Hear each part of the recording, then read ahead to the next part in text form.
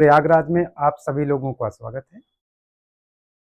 कल महामैराथन के बाद आज हम जो क्वेश्चन लेकर आए हैं, ज्यादातर मैचिंग क्वेश्चन लेकर आए हैं। मैचिंग लाने का एक हमारा उद्देश्य भी था कि कम क्वेश्चनों में आपको ज्यादा चीजें तैयार हो जाए। देखिए होता क्या मैचिंग में कि आपको 4 क्वेश्चन एक साथ मिल जाते हैं, तो इसलिए करते हैं जो लोग बैच को परचेज ना किए हों, अगर परचेज करना चाहते हैं तो दिए गए नंबर पर आप लोग जो स्क्रीन पर चल रहा है उस पर ले सकते हैं मात्र 99 रुपीज में। तो चलिए हम लोग शुरुआत करते हैं आज के बहुत ही महत्वपूर्ण प्रश्नों को। पहला प्रश्न कह रहा है कि अल्फा हाइड्रोजन परमाणुओं की संख्या यह निर्धारित करती है resonance stability, hyper conjugative stability, inductive effect, mesomeric effect. पहले प्रश्न पढ़िए ध्यान से। The number of alpha hydrogen decides, alpha hydrogen क्या डिसाइड करती है। देखिए जो अल्फा हाइड्रोजन होता है वह सदैव हाइपर कॉन्जुगेशन में यूज किया जाता है, तो इसका सही आंसर जो होगा हाइपर कॉन्जुगेटिव स्टेबिलिटी के द्वारा हम लोग प्रयोग करते हैं। तो करेक्ट ऑप्शन क्या हो जाएगा? A option is correct. Sorry, B option is correct. आज थोड़ा क्लास लेट हो गई, आपके क्वेश्चन पेपर बनाने में बड़ा टाइम लग रहा था, इस रीजन से क्लास डिले हो गई। चलिए दूसरा क्वेश्चन देखते हैं। Order of stability of carbocation due to combined hyperconjugation and resonance. कह रहा कि अधसंयुग्मन और अनुनाद दोनों के कारण कार्बोकटायन का अस्थायित्व का क्रम है। बेंजाइल है carbocation, allyl carbocation, tertiary, secondary, primary. फिर बी ऑप्शन है टर्सरी बेंजाइल एलाइल है, सी है एलाइल बेंजाइल टर्सरी है, डी है primary secondary and tertiary. Good evening Archana ji, जल्दी से बताइए इसका आंसर। आंसर आप लोग थोड़ा तेजी से दिया करिए।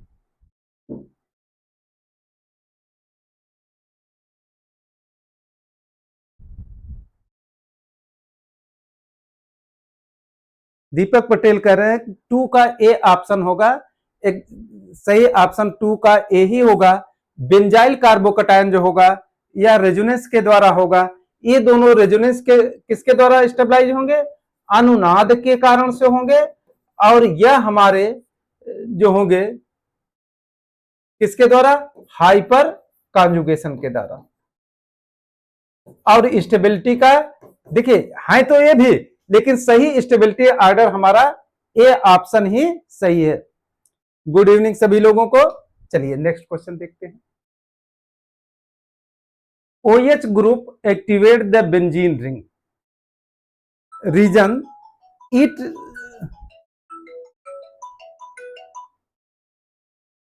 हेलो, हाँ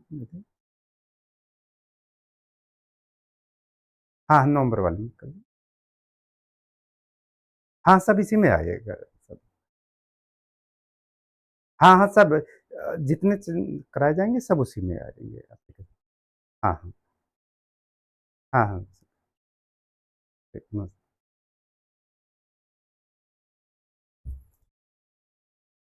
देखिए करा OH group activate the benzene ring, it shows plus effect. OH समूह बेंजीन वलय को सक्रिय करता है या प्लस यम प्रभाव दिखाता है। Both A and R true and R is explain of A. तो सही ऑप्शन क्या हो जाएगा? A option is correct. जो फिनाल होता है या आर्थो पैरा डायरेक्टिंग ग्रुप होता है, और ये क्या करता है? उसके बेंजीन के वलय को सक्रिय करता है। जितने आर्थो पैरा डायरेक्टर होते हैं, आर्थो पैरा डायरेक्टर सब रिंग के वलय को सक्रिय करते हैं, और यह प्लस यम इफेक्ट के ही कारण यह सक्रियता होती है। तो ऑप्शन है both A and R are true and R is explain of A.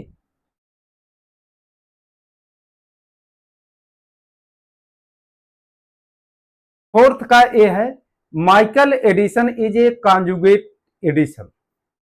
It involve addition of to beta carbon of alpha and beta. बताइए जरा।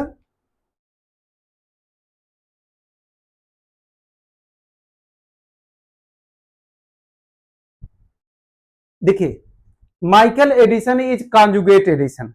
माइकल एडिशन जो होता है वह कैसा एडिशन होता है? कॉन्जुगेशन एडिशन होता है। और आप लोगों ने पढ़ा होगा इस तरीके का कॉन्जुगेशन एडिशन होता है। कोई भी active methylene compound COOET plus base देते हैं, it involves addition of beta carbon.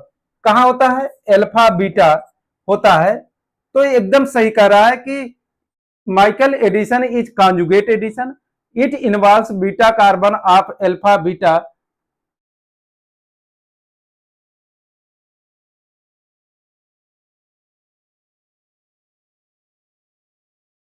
ठीक, तो करेक्ट ऑप्शन क्या हो जाएगा?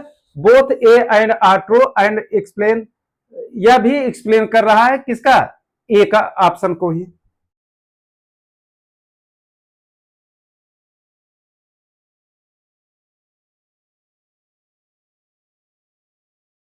एल्डाल and Michael addition both involves a enolate ions.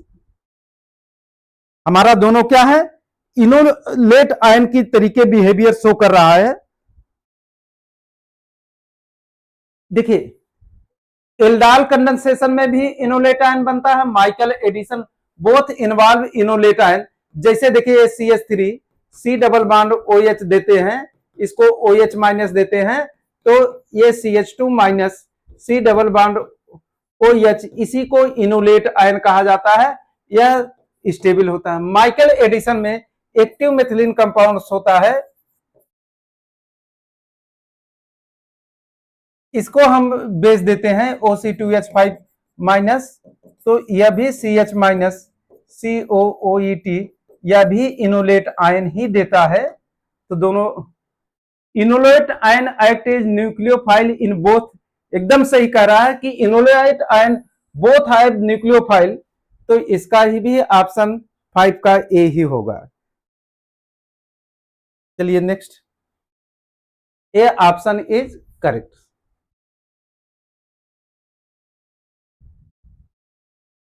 A specific rotation of alpha D glucose change from plus 120 to equilibrium value। Alpha D glucose का विशिष्ट आघूर्ण plus 112 से बदलकर स्थिर मान हो जाता है, plus 18.7 plus 52 something minus 20 point something.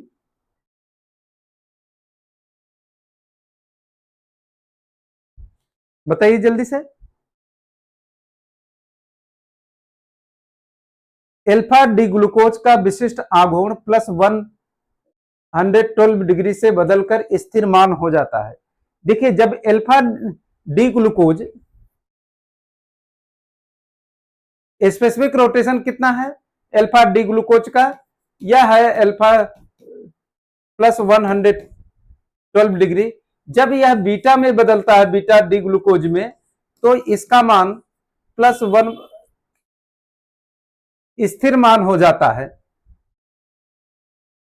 Equilibrium volume कितना हो जाता है? 5.2 प्लस ए डिग्री हो जाता है। तो बी ऑप्शन इज करेक्ट। चलिए नेक्स्ट क्वेश्चन, ग्लूकोज मुख्यतः किस रूप में पाया जाता है? Pyranose form, furanose form, open chain form, chain ring equilibrium. बताइए जल्दी से। ग्लूकोज हमारा किस फॉर्म में मुख्यतः पाया जाता है?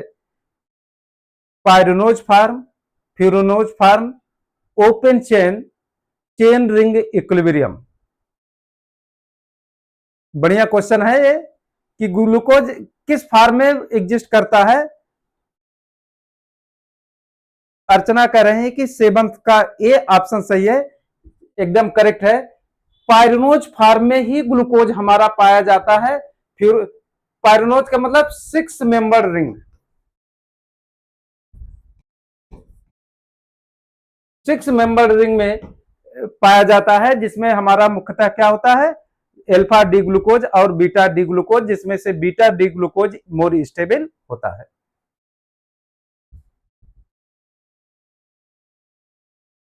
करा the first step in osazone formation. पहल ओसाजोन फॉर्मेशन का पहला स्टेप है, किस नाम से जाना जाता है? Formation of phenyl hydrogen, formation of hydrogen hydrolysis oxidation.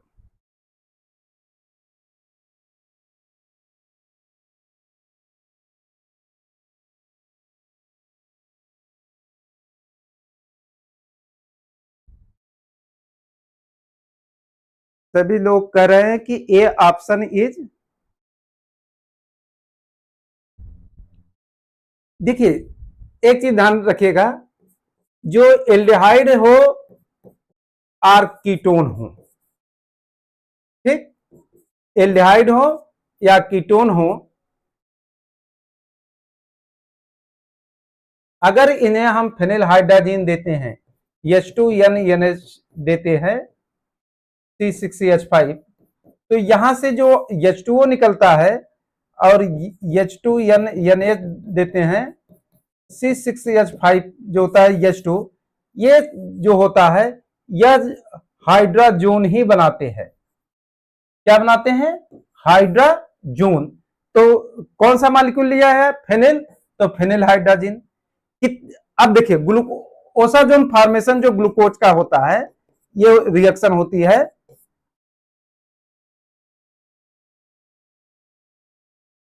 C6H5 NH2, और जो प्रोडक्ट बनता है CH double bond NH C6CH5 C double bond NH C6CH5 CHOH का थ्राइस CH2OH। इसमें जो रीअरेंजमेंट होता है एमाडोरी रीअरेंजमेंट, एमाडोरी याद कर लीजिए, बहुत पूछा जाता है कि ओसाजोन फॉर्मेशन में कौन सा रीअरेंजमेंट होता है? एमाडोरी रीअरेंजमेंट। और इसमें 3 मॉलिक्यूल्स फिनिल हाइड्रोजन की आवश्यकता पड़ती है। प्राकृतिक रबर है cis 1,4 poly isoprene, trans 1,4 poly isoprene, polybutadiene, polypropene.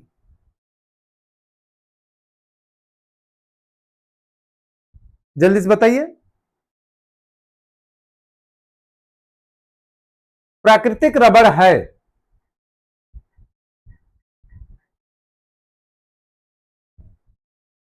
सिस 1,4 poly isoprene, trans 1,4 poly isoprene. Archana करें 6 9th। तो सही ऑप्शन क्या होता है? सिस 1,4 पॉली आइसोप्रीन क्या होता है? रबर होता है। ट्रांस आइसोप्रीन जो होता है गटा पार्चा होता है। गटा पार्चा जिसे कहते हैं, जो कि हार्ड होता है, वह हमारा कहलाता है गटा पार्चा। नाइलॉन 6 बनाया जाता है कैप्रोलेक्टम से, एडिपिक एसिड से, हेक्सामेथिलीन डाइइमीन से, एथिलीन ग्लाइकॉल से, सिबेक्सिक एसिड से। गुड इवनिंग सभी लोगों को भाई।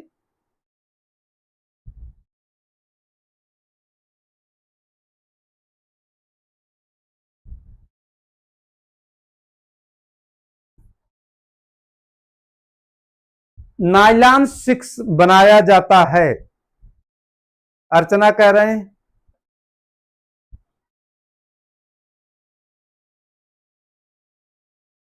दीपक पटेल, नाइलॉन 6 जो बनाया जाता है इसे ओमेगा कैप्रोलेक्टम भी के नाम से भी जाना जाता है। ओमेगा कैप्रोलेक्टम का जब पॉलीमराइजेशन होता है तो हमारा नाइलॉन 6 बनता है। एडिपिक एसिड एंड हेक्सामेथिलीन से नाइलॉन 6 बनता है। क्लियर? तो ये ऑप्शन सही होगा, एडिपिक एसिड और हेक्सामेथिलीन डाइमीन। ये चीज जान लीजिए, ये जो 6 होता है, ये जो 6 होता है यह कार्बन की संख्या बताता है और वह भी 6 कार्बन की संख्या ही बताता है। तो सही आंसर क्या होगा? ए ऑप्शन ओमेगा कैप्रोलेक्टम के। हो सकता है पेपर में ओमेगा कैप्रोलेक्टम लिखा हो सकता है ऐसा।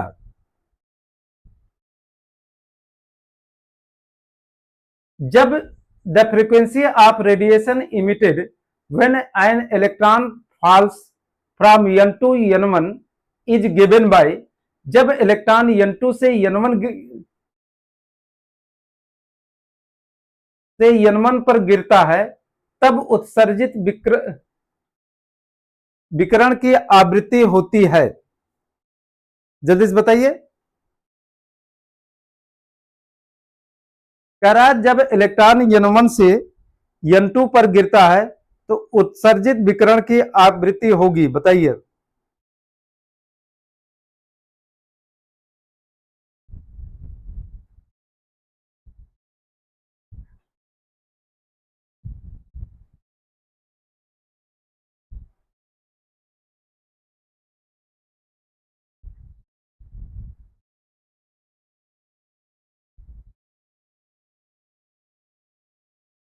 कौन सा हो जाएगा?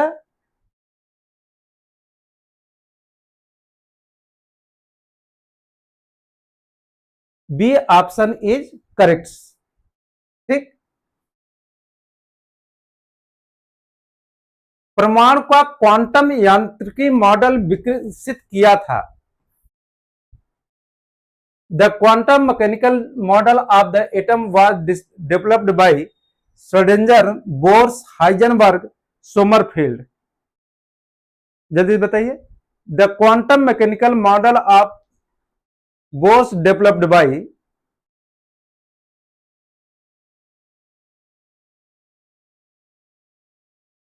दीपक कह रहे हैं कि 12 का ए ऑप्शन इज करेक्ट है। एकदम सही कह रहे हैं कि परमाणु का जो क्वांटम सिद्धांत था का मॉडल जो पहला विकसित किया था, परमाणु का क्वांटम यांत्रिकी मॉडल विकसित किया गया किसके द्वारा? श्रोडिंगर वेव इक्वेशन के द्वारा।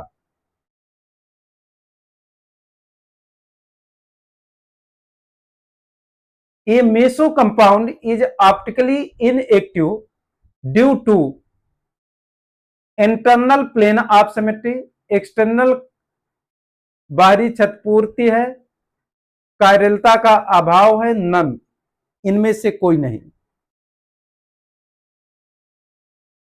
जल्दी से बताइए। मेसो यौगिक प्रकाशीय रूप से निष्क्रिय होता है। क्यों भाई प्रकाशिक रूप से निष्क्रिय होता है?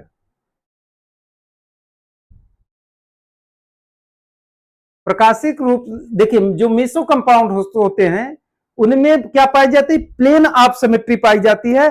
प्लेन ऑफ सिमेट्री के कारण से वह हमारे क्या हो गए हैं? ऑप्टिकली इनएक्टिव होते हैं, अर्थात वह उनमें एक प्लेन पोलराइज लाइट को डाला जाए तो वह कभी भी उसके रोटेशन को चेंज नहीं कर पाते। तो क्या होगा? इंटरनल प्लेन ऑफ सिमेट्री, जैसे देखा जाए CH3 OH C2H5 और इस OH C2H5 और CH3 हो, अगर यहां पर ये ऐसे प्लेन ऑफ सिमेट्री है, एक दूसरे का मिरर इमेज है, तो उसे प्लेन ऑफ सिमेट्री कहा जाता है और वो उसी के कारण से यह ऑप्टिकली इनएक्टिव होता है। वंडरवाल्स त्रिज्या होती है greater than covalent radius, smaller than metallic radius, equal of ionic radius none. जो वंडरवाल्स रेडियस माना गया है,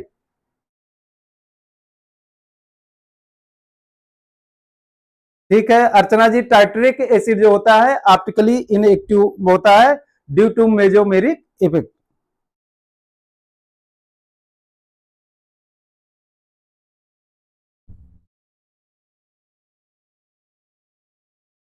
कौन सा ऑप्शन सही है? 14 का A option, greater than covalent radius, सबसे ज्यादा रेडियस, क्योंकि ऐसे van der Waals forces is weak forces, और वीक फोर्सेज होने के कारण से डिस्टेंस ज्यादा होगी तो रेडियस निश्चित रूप से ज्यादा होगी। संक्रमण तत्वों की परमाणु त्रिज्या लगभग स्थिर रहती है। Addition of electron in inner d shell, increase of outer shell, shielding is maximum, atomic number is constant. देखिए एटॉमिक नंबर इज कांस्टेंट तो बात ही नहीं होती, क्योंकि एटॉमिक नंबर बढ़ता है। Shielding is maximum, increase in outer shell, addition of, क्या हो जाएगा? Addition of electron in inner d shells. जल्दी से बताइए answer.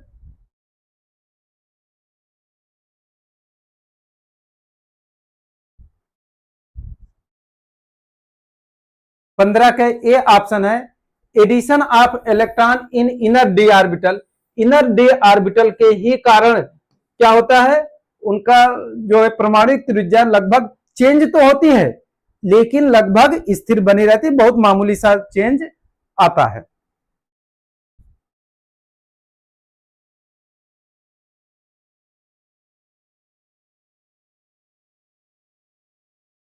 Second, ionization potential of an atom is always greater than first.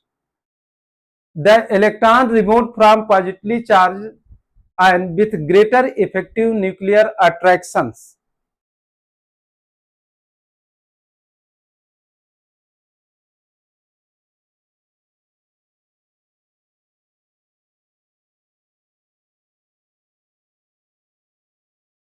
Second, ionization potential of an atom is always greater than the first. अरे भाई क्या कर रहा है, electron size छोटी हो जाएगी तो इफेक्टिव न्यूक्लियर चार्ज बढ़ेगा, इफेक्टिव न्यूक्लियर चार्ज बढ़ता है तो हमारा क्या होता है, आयनाइजेशन पोटेंशियल भी बढ़ता है। तो A option, both A and R true and R is explain of ए।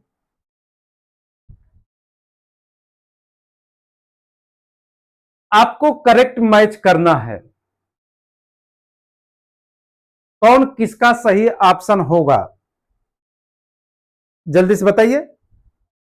पहला ऑप्शन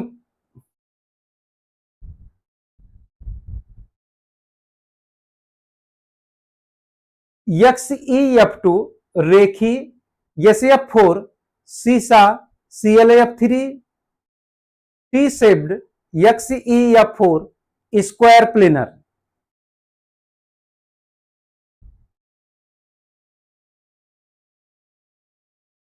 तो सही देखिए, सही ऑप्शन क्या होगा, XeF2 जो होता है यह लीनियर ही होता है, किसके कारण से, due to lone pair. Lone pair के कारण से इसकी ज्योमेट्री कैसे हो जाती है, रेखीय हो जाती है, क्योंकि इसका जो हाइब्रिडाइजेशन होता है sp3d2 होता है। ClF3 का तो सब लोग जानते हैं, टी शेप्ड, SF4 का सीसा झूला, XeF4 का स्क्वायर प्लेनर अर्थात वर्ग समतली होता है। तो करेक्ट ऑप्शन क्या हो जाएगा, 17 का ए ऑप्शन इज करेक्ट।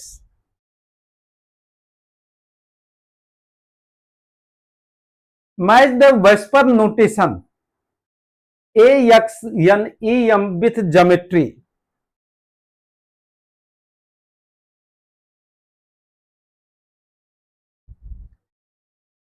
बताइए भाई, नोटेशन दिया गया है AX2E0 linear, AX3E0 trigonal planar, AX4 tetrahedral, AX3E1 pyramidal.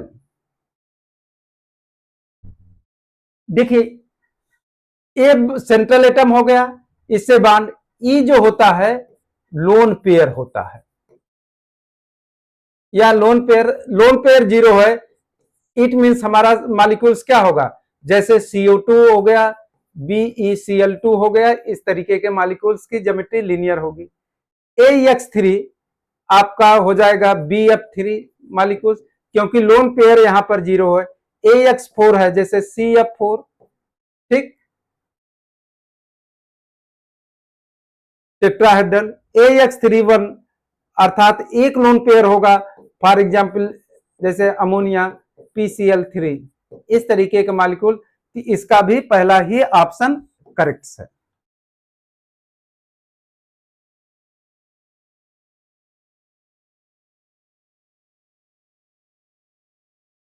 Match करिए the following complexes with their geometry, NiCl2 minus, NiCl4 2 minus, FeCl4 minus, CONH3 3 plus. देखिए NiCl क्या होता है, स्क्वायर प्लेनर होता है।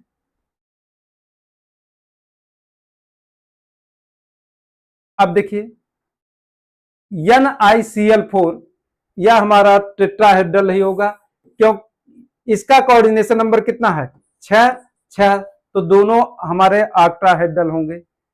ए का 4, बी का 2,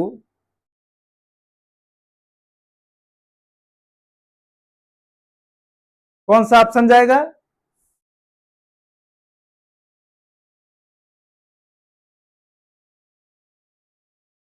NiCl4 ए का 4 होगा, बी का 2, सी का देखिए दोनों हमारे ऑक्टाहेड्रल होंगे, चाहे इससे मिला दीजिए चाहे इससे मिला दीजिए। सी का 3 गलत है, ए का 4, बी का 2, सी का 1 होना चाहिए। सी का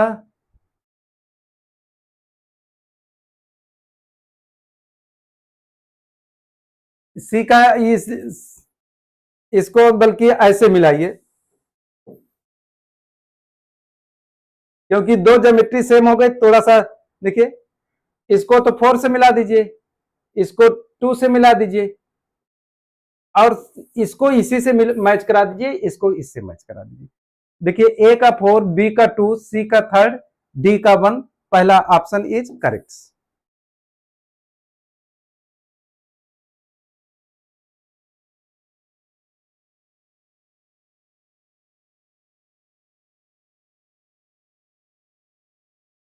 match the ligands with it field strength spectrochemical series. I minus, water, ammonia cyanide minus. आपको बताना है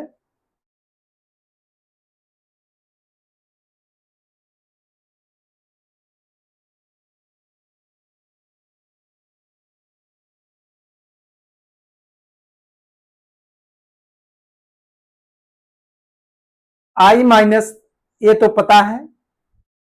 हेलोजन जितने होते हैं, हेलोजन सभी हमारे वीक फील्ड होते हैं, वीक लिगेंड होते हैं। इसका मतलब पहला का पहला ही हो। वाटर मॉडरेट होगा, एक का 2, तो हमारा कौन सा ऑप्शन मैच कर गया, ए ही ऑप्शन हमारा मैच कर गया। इसका NH3 स्ट्रांग लिगेंड होता है, साइनाइड वेरी स्ट्रांग लिगेंड होता है, तो ए ऑप्शन ही करेक्ट है। आज ज्यादातर ए ही हो गए।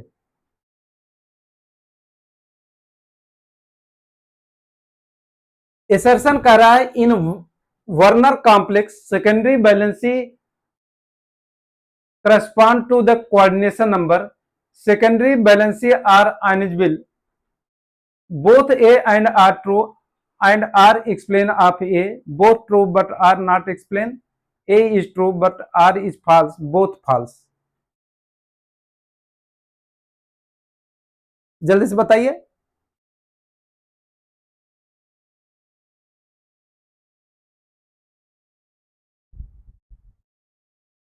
सी ऑप्शन इज करेक्ट, क्योंकि वर्णन ने कहा जैसे कोई कॉम्प्लेक्स है, ये हमारा कोऑर्डिनेशन नंबर होता है और ये इसे हम सेकेंडरी बैलेंस के नाम से जानते हैं, जो आयोनाइजेशन नहीं होता है।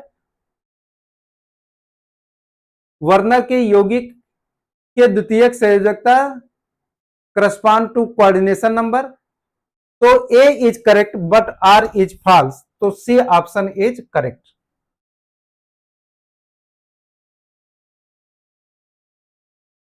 हीमोग्लोबिन में आयरन से जुड़ा लिगेंड होता है, pyrrole, cobalt, corrin ring, porphyrin, बताइए।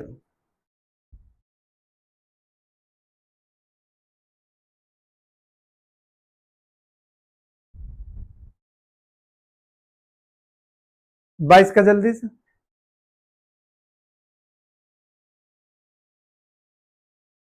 अर्चना मिश्रा कह रहे हैं कि 22 का ए ऑप्शन सही है, एकदम सही है। ए ऑप्शन है, होमोग्लोबिन में जो आयरन जुड़ा होता है वो रिंग कौन सी होती है हमारी? परफायरिन रिंग होती है। Match the molecules with central metal ion, इस तरीके का क्वेश्चन इसलिए रखा कि आपके सिलेबस में थोड़ा सा बायोमॉलिक्यूल्स है, तो बायोमॉलिक्यूल्स में जब भी पूछा जाता है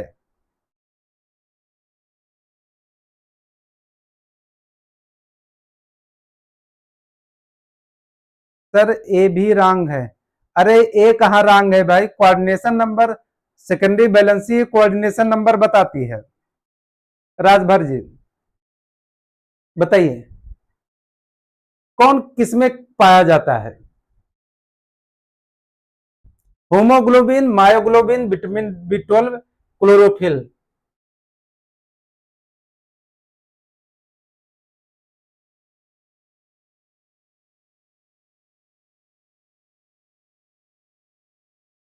बाईस का, 23 का बी। होमोग्लोबिन में आयरन पाया जाता है। विटामिन, देखिए विटामिन सी जिसे कहा जाता है, बी कहा जाता है, उसमें साइनोकोबाल्टामिन भी कहा जाता है, तो सी का 2 ऑप्शन जिसमें सही होगा वही ऑप्शन सही होगा। तो इसका मतलब कि होमोग्लोबिन में Fe2 पाया जाता है, मायोग्लोबिन में हमारा क्या पाया जाएगा? Fe2 पाया जाएगा। क्लोरोफिल में मैग्नीशियम के कारण पत्तियों का रंग हरा होता है। क्लियर?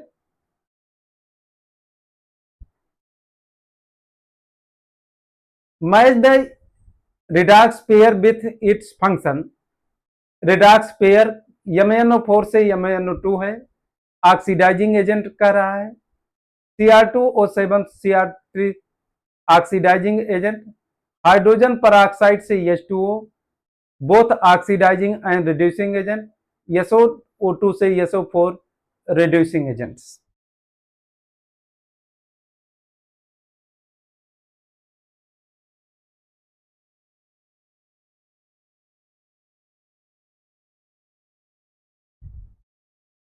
बताइए।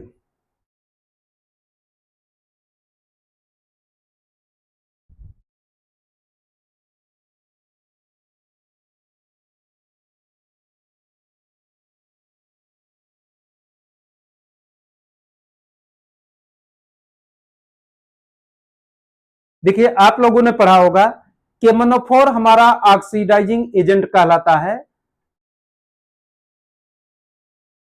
Cr2O7 यह भी ऑक्सीडाइजिंग, क्योंकि यहां देखिए +7 से +2 हो रहा है, इसका मतलब यह ऑक्सीडाइजिंग एजेंट होगा। +6 से +3 हो रहा है, यह भी हमारा ऑक्सीडाइजिंग एजेंट होगा। तो दोनों तो ऑक्सीडाइजिंग है। H2O2 जो होता है ऑक्सीडाइजिंग एंड बोथ, अर्थात ए option is correct.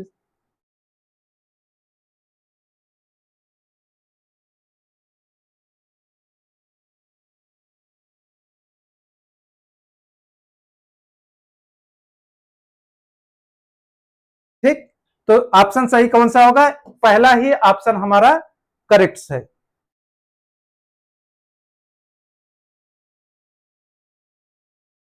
Match the nuclear series with parent elements, uranium series, actinium series, thorium series, neptunium series.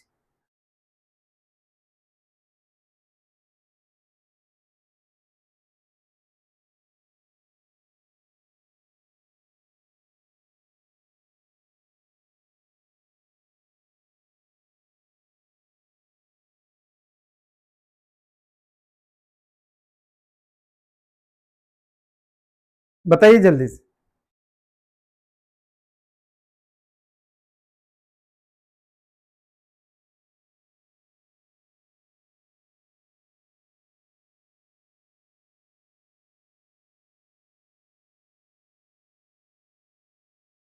सही ऑप्शन कौन सा होगा? A option. यूरेनियम सीरीज को 238 कहा जाता है, एक्टिनियम सीरीज 235 है, थोरियम सीरीज 232 है, नेपोटोनियम सीरीज 241 है। तो पहला ही ऑप्शन इज करेक्ट।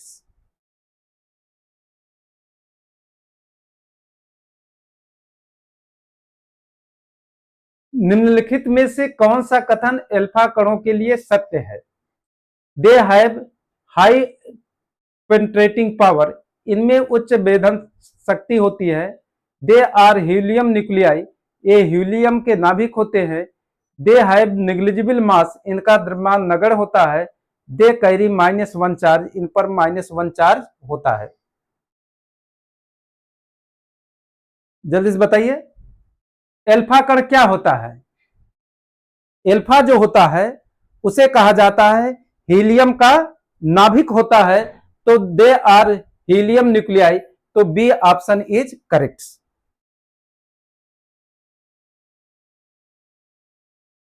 गामा उत्सर्जन में नाभिक की परमाणु संख्या बदल जाती है। Gamma ray are electromagnetic radiation, electromagnetic in nature. इनमें से कौन सा कथन सत्य है, कौन सा असत्य है, यह आपको आइडेंटिफाई करना है।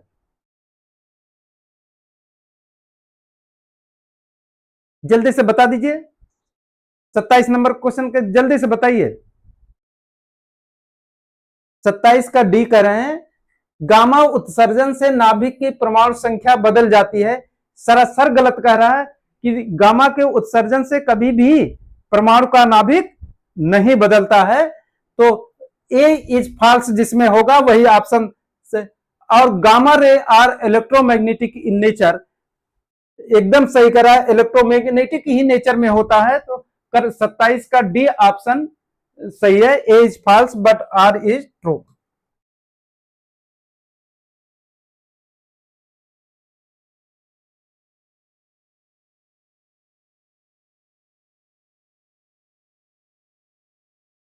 Match the list law with its description. Radioactive decay law, Curie's law, Avogadro's law, Rutherford Soddy law है। n बराबर n0, e to power minus lambda t, magnetisation directly proportional to 1/t, equal volume have equal molecules, rate is directly proportional to number of nuclei. कौन सा option correct है, जल्दी से बताइए।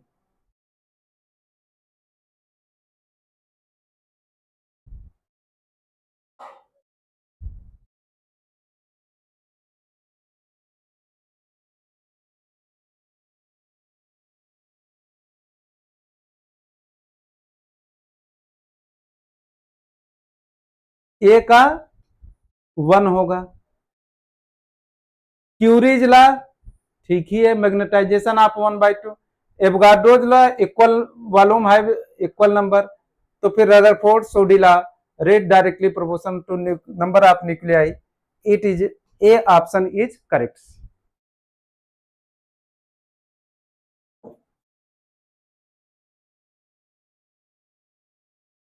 According to Kelvin Planck statement, it is impossible to convert all heat into work.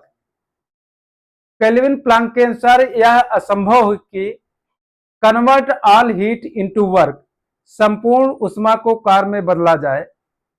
Transfer heat from hot a cold body, गर्म से गर्म से ठंडे पिंड में ऊष्मा का प्रवाह, construct perpetual motion machine of first kind, प्रथम प्रकार की सशर्त मशीन बनाना। Both A and C are correct.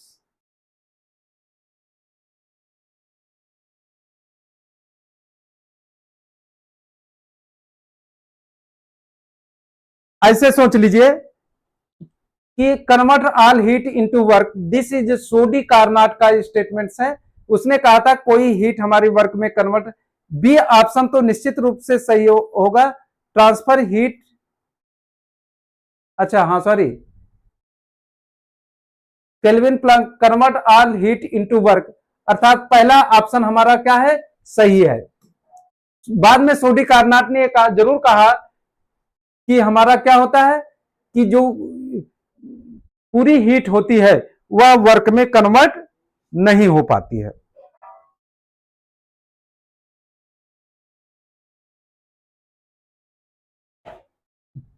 Transfer heat from hot to cold body, construct प्रथम प्रकार की सशक्त मशीन बनाना। तो ए और सी ऑप्शन हमारे सही है, D option is wrong, both A and C are correct.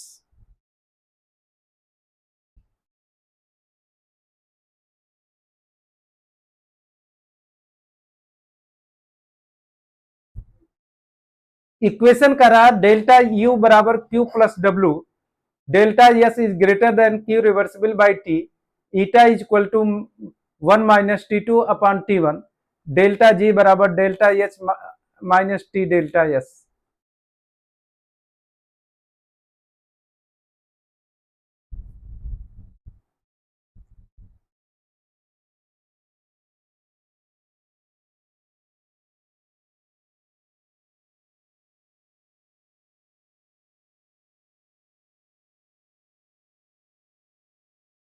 अच्छा वो impossible,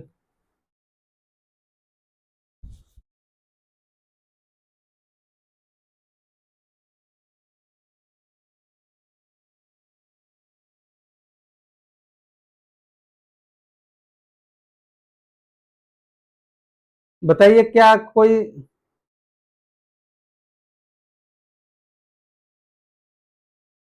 convert all heat into work. देखिए पहले कहा गया था कि हीट हमारे वर्क में कन्वर्ट ही हो जाती है, इसमें कोई शक नहीं है। It is impossible, Kelvin Planck के अनुसार असंभव है convert all heat into work. देख लीजिए हमारे समझ से सी ही ऑप्शन सही होगा। अगर वो तो चेक कर लीजिएगा, नहीं तो हम आंसर भेज देंगे आपको। देखिए delta U equal to Q plus W, this is your first law of thermodynamics. Delta Q delta S is greater than Q reversible by T, this is your second law of thermodynamics. Eta is equal to 1 - T2 upon T1, this is Carnot theorem में चला जाएगा। और ए 4, तो क्या होगा, D का 4 सही है, ए का थर्ड, ए का third, this is your D option, D option is correct. कौन सा कारक लैम्डा मैक्स को प्रभावित नहीं करता, conjugation, solvent temperature, solvent polarity, substituents type. जल्दी से बताइए। कॉन्जुगेशन, टेम्परेचर, कौन सा ऐसा।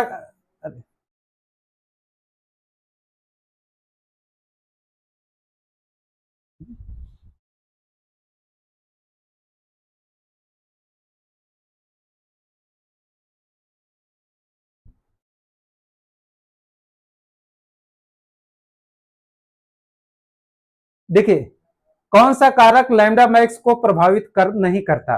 देखिए कॉन्जुगेशन बढ़ाने से लैम्डा मैक्स प्रभावित होता है, temperature, solvent polarity, substituents type. तो सही आंसर क्या होगा? टेम्परेचर हमारा जो होता है वह सॉल्वेंट पर लैम्डा मैक्स पर कोई प्रभाव नहीं पड़ता, चाहे टेम्परेचर जो रखा जाए।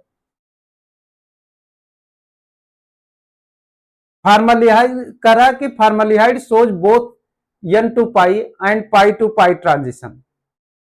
It contains non-bonding and pi bonding electrons. फार्मलिहाइड जो है यह दो तरीके का ट्रांजिशन शो कर रहा है, n to pi star and pi to pi star transition.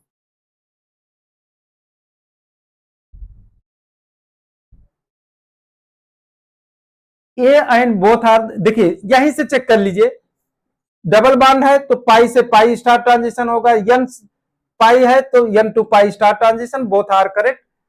It contain both non bonding and pi bonding electron. ये पाई बॉन्डिंग और नॉन लोन पेयर के ही कारण से यह हमारा शो करता है, करेक्ट एक्सप्लेन भी करेगा। तो ए ऑप्शन इज करेक्ट।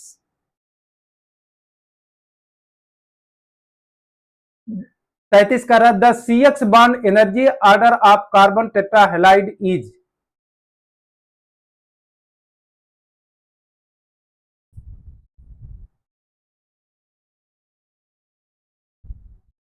जल्दी से बताइए, the CX bond energy order of carbon tetrahalide is. CX देखिए, जितना ज्यादा बीच इनके डिस्टेंस कम, दूरी कम, एनर्जी ऊर्जा ज्यादा, तो किसका होगा? पहला ही ऑप्शन हमारा सही होगा।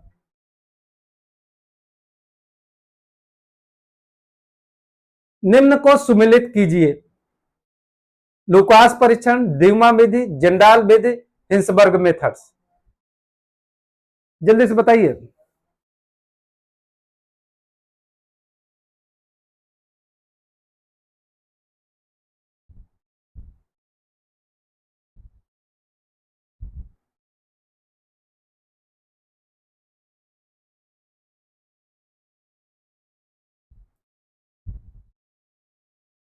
लुकास परीक्षण कौन देता है? चांद्र HCl देगा। हिंसबर्ग रिएजेंट पैराटॉल्यूइन सल्फोनिल क्लोराइड देगा। ए का डी का 4। ड्यूमा विधि में क्यूप्रिक ऑक्साइड लिया जाता है, कार्बन डाइऑक्साइड। तो हमारे पास बचा क्या? अरे सॉरी, ड्यूमा विधि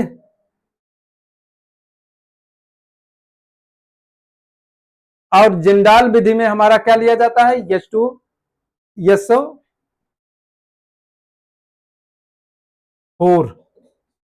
तो इसका हो जाएगा H2SO4। तो कौन सा option correct? A option is correct. अरे 2 का सी।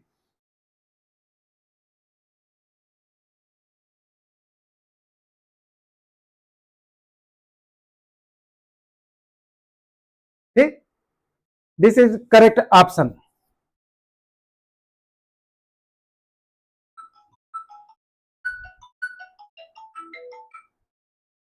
हेलो हेलो, हाँ सर, क्लास में है, बस खाली हो रहे हैं 2 मिनट की बात कर।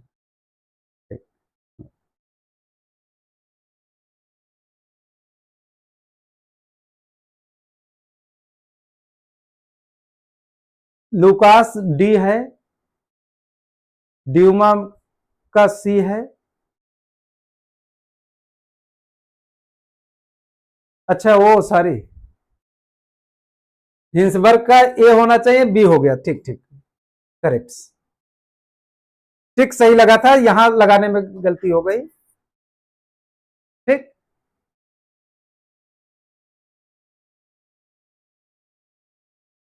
पैंतीस का रहा, they are bimolecular reaction, the proceed with complete inversion of configuration, they involve the formation of intermediate, no rearrangement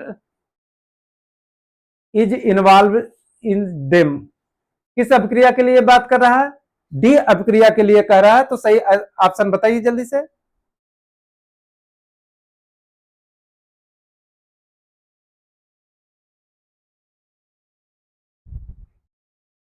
जल्दी से बताइए।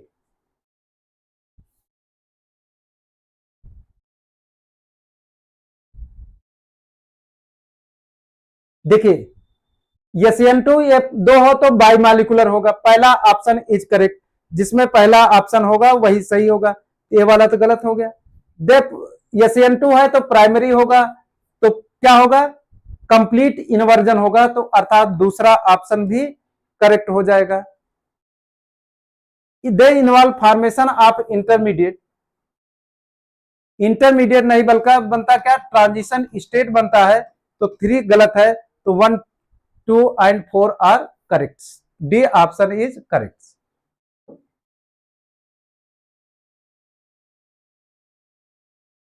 Which of the following the correct Maxwell relation drive for internal energy?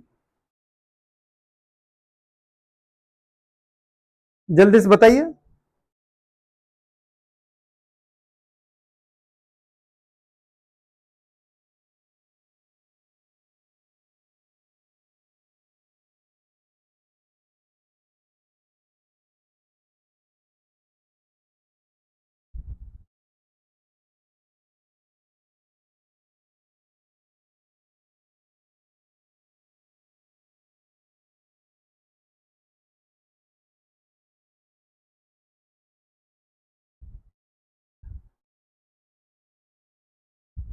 Jitendra Kumar ji, अब physics देखिए, जिन sir से हम बात कर रहे थे थोड़ा उनको दिक्कत हो रही है, तो अब देखिए बात तो चल रही है, लेकिन डी ऑप्शन करें जितेंद्र इज करेक्ट।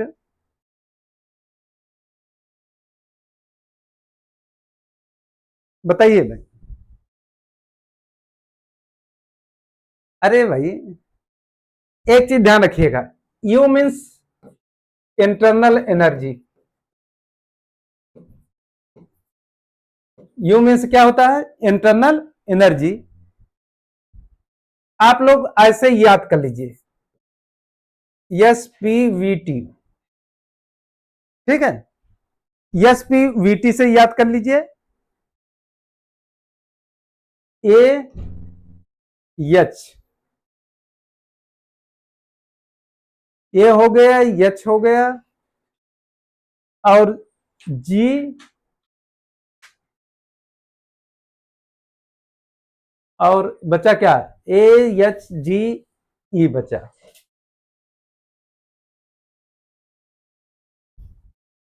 ठीक, अब ये दोनों माइनस में होते हैं, ठीक, बाएं दाएं दोनों माइनस में याद कर लीजिए।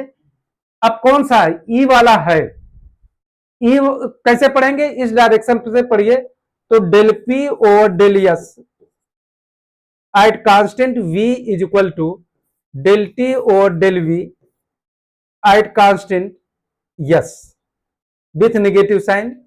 तो कौन सा ऑप्शन है, डेल टी और del V at constant S is equal to del P और del S at constant V, A option is correct. देखिए याद करने का तरीका, इनको याद कर लीजिए, इधर देखिए दोनों बाएं तरफ ओपन है, तो जी और ई वाले ओपन होंगे, और यहीं पर माइनस साइन लगेगा,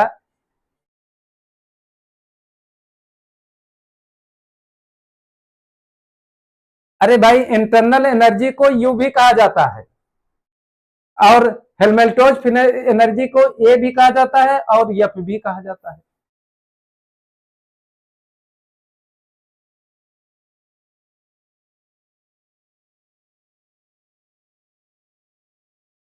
ठीक, तो याद करने का ये तरीका है, देखिए इधर ओपन है तो कोई चीज एंट्री कर सकता है, तो माइनस साइन एंट्री कर सकता है, इधर भी ओपन है, देखिए ये ऊपर नीचे ओपन है, तो इसका नीचे ओपन है, बस इतना याद कर लीजिए, आपको क्लियर रहेगा। बाएं बाएं वाले माइनस, दाहिने वाले पॉजिटिव, ऊपर नीचे positive, left right minus. That for the Helmholtz free energy the correct Maxwell relation, अब देखिए अभी हमने आपसे बताया SPVT, तुरंत लिखिए और इधर माइनस ही लगाइए, इधर माइनस जी लगाइए, इधर ए लगाइए, इधर एच लगा दीजिए। ठीक, अब देखिए किसका पूछा रहा, हेलमेल्टोज ए का, तो ऊपर से देखिए इस डायरेक्शन से देखिए तो क्या हो जाएगा, डेल वी और डेल एस। तो कांस्टेंट क्या हो गया, P equal to del T और डेल पी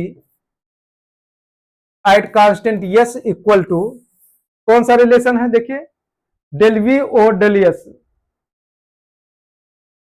डेल टी और डेल पी है, डेल वी और डेल एस। अरे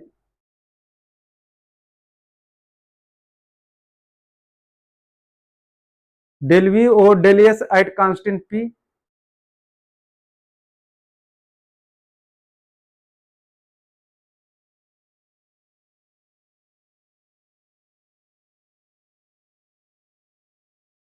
बताइए जरा।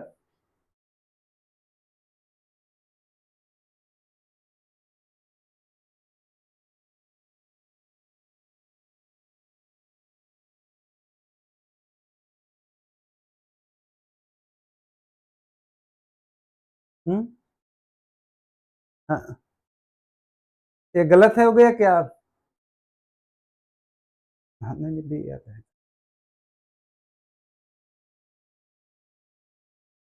डेल एस और डेल वी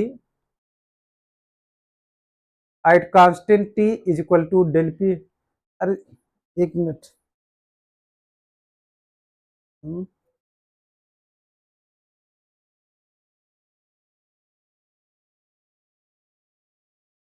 अरे उल्टा लिखा गया भाई, एक मिनट ध्यान रखिएगा, ये उल्टा लिखा गया है, थोड़ा सा सुधार कर लीजिए यहाँ पर, इसको कर दीजिए एच ए से होगा। ठीक, थोड़ा सा नोटेशन देने में गड़बड़ी हो गई, उसको सुधार दीजिए, ये हमारा ए होगा, ये हमारा एच होगा।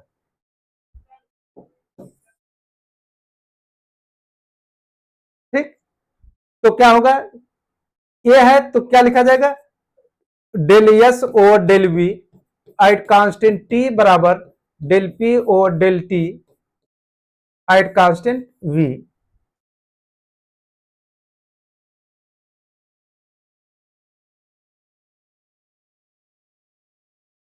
निगेटिव साइन आना ही नहीं चाहिए के साथ, डेल एस,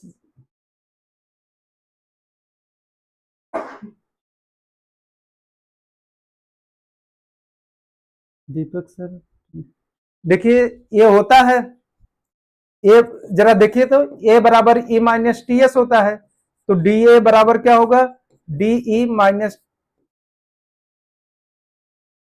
अच्छा पॉजिटिव, क्या कर रहा है, बी होता है सबसे पहले, बी ऑप्शन में, बी तो हो ही नहीं सर, जरा देखा जाए तो कुछ गड़बड़ी महसूस होते रहे। और आप लोग जानते हैं TdS equal to dE plus PdV होता है। ठीक, यहां से डीई बराबर क्या हो जाएगा, टीडीएस माइनस पीडीवी हो जाएगा, तो डी ए बराबर लिखा जाएगा डीई के स्थान पर TDS minus PdV minus TDS minus SDT, TDS TDS cancel out, positive value होगी, निगेटिव सवाल ही नहीं है, निगेटिव वाले ऑप्शन तो होंगे ही नहीं, डेल एस और del V at constant T is equal to del P और डेल टी एट कांस्ट, ये ऑप्शन इज करेक्ट, निगेटिव तो टर्म हो ही नहीं सकता।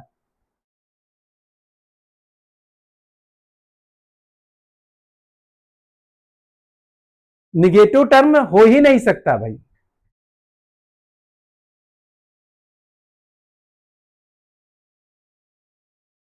देख लीजिए पूरा हम सॉल्व कर दे रहे हैं, देखिए जरा तो ये आपको आ गया कि डी ए बराबर क्या लिखा जाएगा, देखिए डी ए बराबर लिखा जाएगा minus PdV minus S D T, यहां पर डीवी बराबर जीरो कर लीजिए अर्थात कांस्टेंट कर लीजिए, तो डी ए बराबर क्या लिखा जाएगा, माइनस एस डी टी लिखा जाएगा, इसको del A over del T at constant v is equal to minus S हो गया। जो कांस्टेंट है उसके रेस्पेक्ट में डिफरेंशिएट कर दीजिए, तो del A over del T at constant v upon del v at constant t is equal to minus del S और del V at constant T. तो ये इन दोनों को मल्टीप्लाई कर देंगे तो del square A del V del T बराबर माइनस डेल एस और del V at constant T हो जाता है। अब जरा देखिए यही इक्वेशन में हम जरा टी को कांस्टेंट करें तो डी टी इक्वल टू 0 हो जाए तो डी ए बराबर लिखा जाएगा माइनस पीडीवी। माइनस जब पीडीवी लिखा जाएगा तो क्या लिखा जाएगा, डेल ए और del V at constant T is equal to minus P. Differentiate कर दीजिए टी के रेस्पेक्ट में, तो डेल ए और del V at constant T और सारे at constant V equal to minus del P और del T at constant V. Del square A upon del T del V बराबर माइनस डेल पी और del T at constant V. तो minus में del S over del V at constant T, del P और del T at constant V. A option is correct.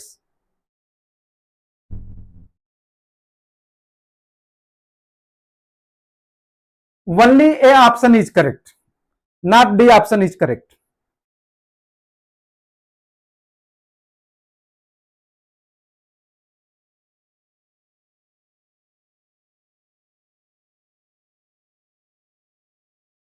T and V follow नहीं कर रहा है, इसको नहीं होना चाहिए बल्कि इसको होना चाहिए, जानते हैं क्या,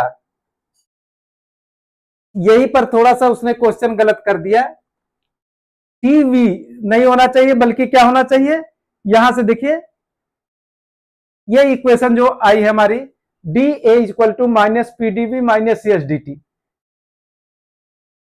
टी और वी टी ठीक तो है, एकदम सही, इक्वेशन में कोई गलती नहीं, ए ऑप्शन इज करेक्ट।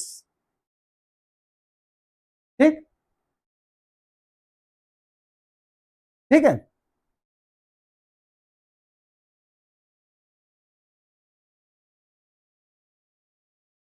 ठीक है, यही ऑप्शन पूरा हमने डेरिवेशन कर दिया आपके सामने कि कैसे मैक्सवेल रिलेशंस का डेरिवेशन होता है।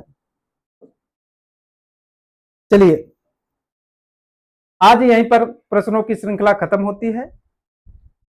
बहुत जल्द महामैराथन हम लेकर आ रहे हैं, प्रश्नों की संख्या बढ़ा करके 100 क्वेश्चन ही लेकर आएंगे, बस 1-2 दिन की बात है। ठीक है, देखिए जो लोग 5 तारीख के बाद आपकी क्लास एप्लीकेशन पर ही चलेगी, महामैराथन भी एप्लीकेशन पे चलेगा, तो 5 तारीख में आपको जो टॉपिक्स महामैराथन का रहेगा वह हम 5 तारीख को 5 को जो रहेगा 5/11/2025 को महामैराथन पर रिएक्शन एंड मैकेनिज्म पर रहेगा,